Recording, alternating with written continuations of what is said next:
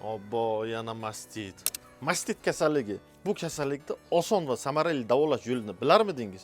Bilmasangiz videoni oxirigacha tomosha qiling, kanalga obuna bo'ling va moli mastitdan aziyat chekayotgan tanishlaringizga ushbu videoni jo'natib qo'ying. Chunki juda foydali bo'ladi. Mastit kasalligi bu yelinlarda yallig'lanishi. Yallig'lanish deganda unga infeksiya kiradi, notoza sog'asiz yoki oxirigacha sog'maysiz yoki yangi tug'ilgan paytida yelinlar shishgan paytda sog'ishga qo'ymaydi, siz uni sog'may qo'yasiz va shu tufayli kasallik kelib chiqadi. Bunda bizlar Enrastin Max ichkaridagi infeksiyani o'ldirish uchun tomir orqali 20 ml da 2 kungina jo'natamiz. Enrofloxacin guruhi antibiotikni tomir orqali jo'natamiz. Ketajak dori vositasini esa shishlarni qaytarish, og'riqlarni olish maqsadda ishlatilinadi. Bu ham 2-3 kun mobaynida vena yoki muskula orqali inyeksiya qilinadi.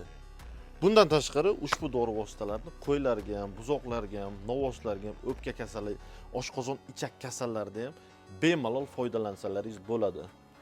Video foydali bo'lgan bo'lsa, like ta ayamasizlar. Sizlar bilan Omoviy Tuz bo'ldi.